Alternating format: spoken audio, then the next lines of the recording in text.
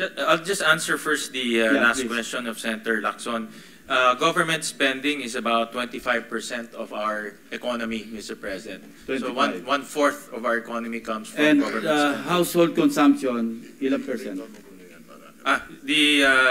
Senator Recto requested to break down. So the 25%, if you break it down, the 21% comes from national government. That's the budget.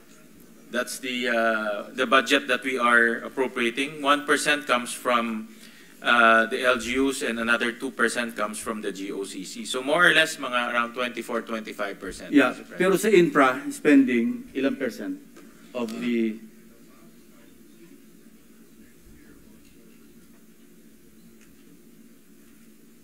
About 5 to 6%,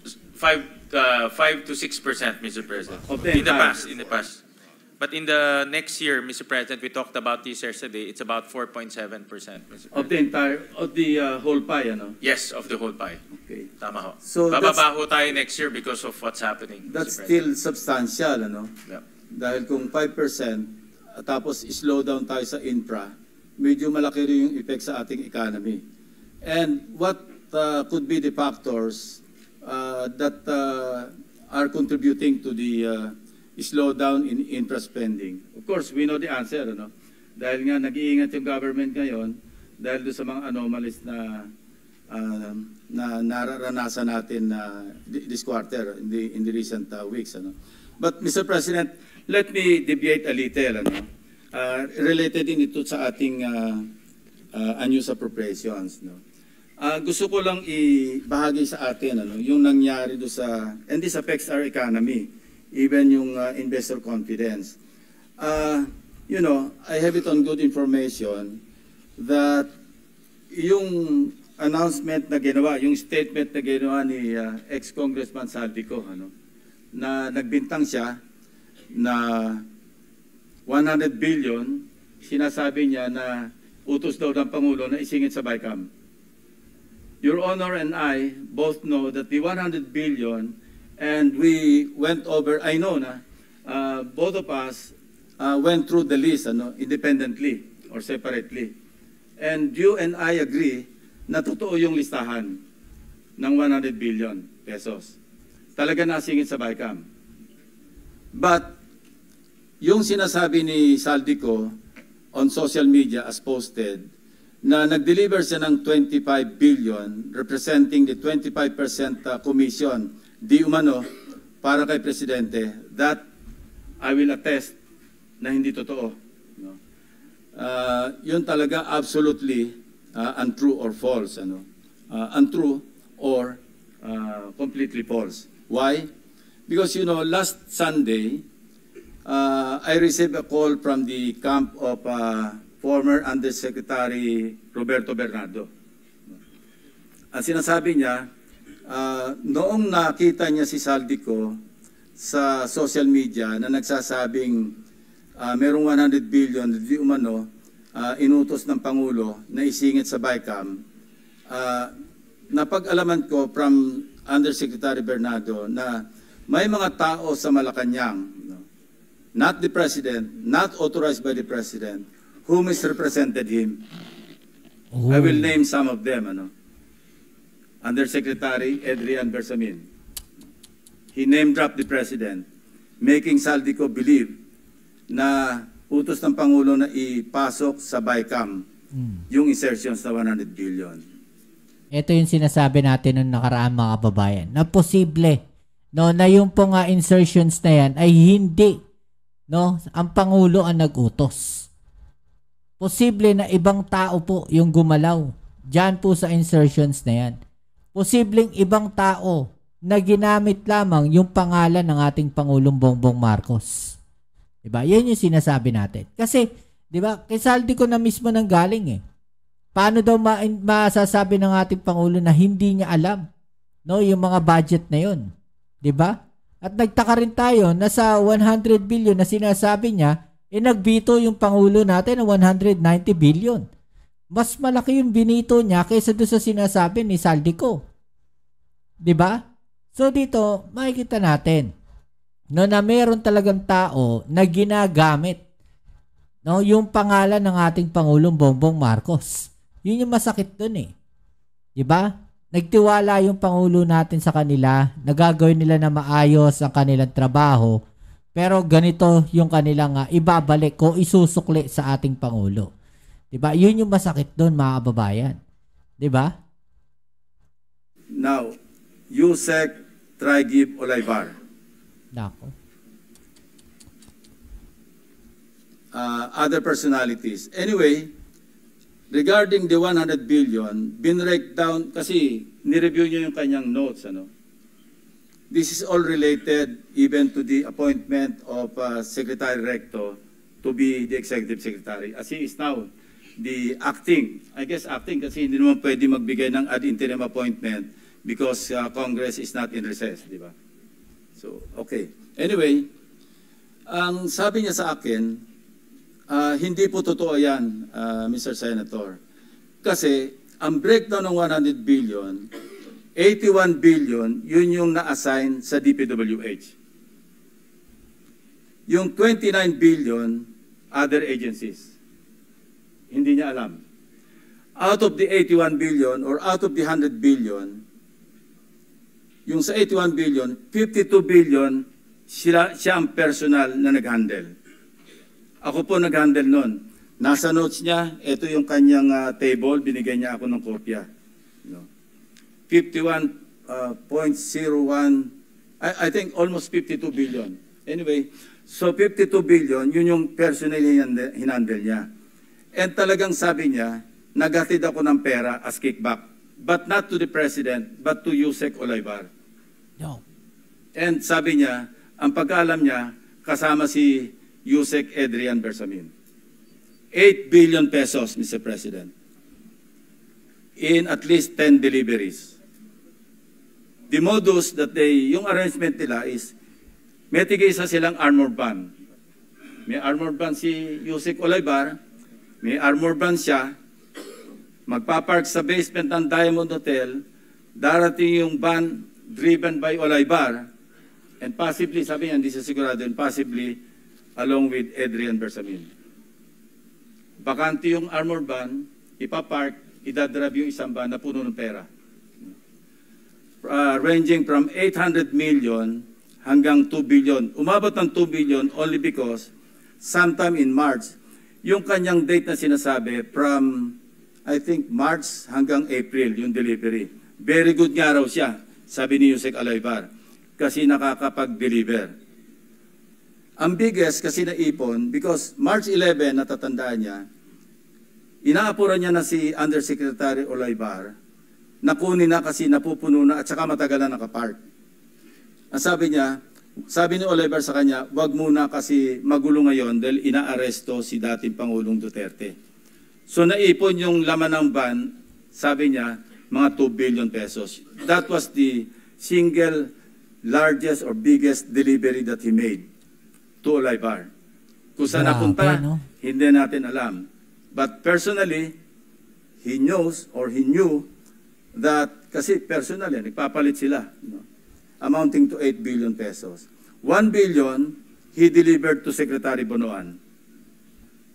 So that's 9 billion. Yung 8 billion was representative of 16% of the 81 billion. Or 82 billion. Ang usapan daw nila initially was 15%, Mr. President. Tumawad pa raw ng 1% si Olaybar, pero suspecha niya, natatawa raw siya, dahil para sa sarili na lang ni Olaybar yung additional 1%. Kaya mabot siya ng 16%. 1 billion to Secretary Bonoan. Siya mismo nagbigay. So he was asking for my advice. Ang sabi ko sa kanya, can you put it... Grabe yung no? Billion na, mga babayan. Hindi na milyon-milyon yung pinag-uusapan dito. Bilyones na, mga babayan. In your own handwriting. And I'll see to it that it will reach the President. Isipan mo. But I took notes. When he was narrating what he was about to write down, I was taking notes together with my 2 lawyers. He was also with his lawyer. So, and that happened. The President received the handwritten narration No? Ang sabi niya nga rito, ito, meron akong notes dito eh. Sabi niya, last quarter ng 2025, most likely during the last days of October or early November 2020, ano to? Last quarter. USEC Trigib requested for list of projects. Siya nagpe-prepare eh. Of course, along with USEC Cabral, kasi si Undersecretary Cabral naman ang tinatas ni Secretary Bunuan na mag-prepare ng listahan. Ito nga yung awkward, Mr. President, and we want to correct this. Ano? Bakit nauna yung funding, saka palang maghahanap ng items? Hindi po ba dapat may items nanggaling sa RDC bago po poduhan? Complete with program report, complete with planning. Pero ito po, nauna pa yung pagpopondo, saka palang hahanapan ng items na ililista sa NEP. Remember, bukod pa po ito, dahil ito, GAA na ito eh, BICAM na ito eh. And mind you, even during the NEP, anyway, mamaya ako na itakil yun. Ito yung sinabi niya rito. No? Ito, sinabi niya na si Trigib Olaybar prevented him from disclosing details on the 52 billion to Secretary Bunuan. Ayaw pasabi raw, Mr. President. Tapos, sinabihan siya ni Yusek Trigib Olaybar na si Secretary Bunuan asked Executive Secretary Bersamin several times, sino ba magpapacilitate itong 52 billion? Of course, isasama sa BICAM, paano ito re-release? Sino magpapacilitate? Ang sagot ni ES Bersamin sa kanya, we will take care of it. Sila na raw ang bahala kung paano ayusin yung 52 billion. Now, I'm not defending the President, Mr. President, but you know, in fairness to him, yung list of projects, yung 100 billion, initially naka-FLR lahat yun eh. Pinapatrack ko ngayon sa aking staff kung ilan yung na-release out of the items on FLR or PISARO for issuance of SARO. Hindi pa namin alam. But initially, kasama sa nabito do sa 194 billion ng ating Pangulo, 1.15 billion pesos worth of projects. Andito yung listahan ng projects. Nilista rin ng, nakita ng mga staff ko ito, pero may listahan din si Bernardo nito. Kung alam ni Pangulo, at siya nag-utos na mag-insert ng 100 billion sa GAA, sa BICAM, bakit niya ibibito? Yan din ang observation ni Your Honor, di ba? Sabi niyo rin, because you also examined. While you were examining respecting the 2025 GAA, we were also busy inspecting. No, hindi naman tayo po nag-coordinate, but our findings are practically the same. Diba? It's the same, Mr. President. The same. Yeah, ito yung tatlong items no, na nabito. Saldico list vetoed items. GAA Volume 1C, page 849. Construction of cruise port and facilities package, Puerto Princesa City. 250 million. 800, page 822. Construction of multipurpose building, Government Center, Barangay Gadani, Tayum, Abra. Page 322, construction of riverbank structure including irrigation system, integration of along Polo River at Sitio Lawaan, upstream, right side, Mall Wall, Cebu, package 3, 100 million. Total, 1.15. Kung yung gusto kasi ng iba, paniwalaan natin na sa Pangulo ang nag-utos mag-insert. But it doesn't make sense to me, Mr. President. That's why I'm trying to explain this to our colleagues and to the members of the DBCC family para maliwanagan naman natin, and in the presence of the media, maliwanagan naman natin na hindi kasama ang Pangulo. Kasi, yan, common sense. Siya nag-utos, ibibito niya. Siya nag-utos, i-FLR niya.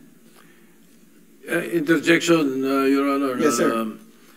Just for clarity, the handwritten note letter was given to the President yesterday. As I think Monday, Mr. President. Yesterday. Yesterday. And At thereafter, 2 p.m. And thereafter, he asked There for were the- resignations. he asked for the resignation. In this case, Mr. President, Cortes' resignation is a euphemism for firing. Yeah. All right, thank you. You know, Mr. President, the President is a very kind-hearted person. You know, I would have suggested to the person who brought to the President or delivered to the President the handwritten narration of Mr. Bernardo. I would have suggested na tanggalin niya and then order an investigation. Otherwise, how can you insulate the President kung Cortes resignation? But you know, that's water under the bridge because it did not happen, Mr. President. And I will still strongly suggest that an investigation is in order. Because, you know, you cannot, you know, just fool around and misrepresent the President of the Republic of the Philippines. No matter how kind-hearted he is, let's not take advantage. Yun po yung nakakasama ng loob. Ito pa yung aking notes, di ba? Sinabi niya. Actually, talaga yun, no? Nakakagalit nga actually. Kasi nga, ganun yung ginawa nila, no? Na napakabait ng Pangulo natin. Tapos, sasamantalahin nila, no? Yung kabaitan ng Pangulo natin. Diba? Nakakagigil lang minsan, no? Narinig niya si Saldico. Ito, I heard Saldico's statement that he delivered 25 billion to President Marcos and Speaker Romualdez, representing the commitment for the 100 billion. This could not be true because I handled the 52 billion pesos and I caused the delivery of the commitment for the 52 billion to Yusek Traigib Olaybar. Personally, Mr. President. So let this be a lesson to everyone, no? To all of us. You know, sometimes kala mo lulusot ka. Pero sooner or later, it will catch up with you. Especially if you do it habitually. Who would know that the President would include in his SONA, mahiya naman kayo? Who would know that I and my staff would work after hearing the President's message on several case studies, Oriental Mindoro, First Bulacan District? Who would know that Senator Marcoleta would call for a motu proprio investigation in the Blue Ribbon Committee? Wala po nakakaalam nito.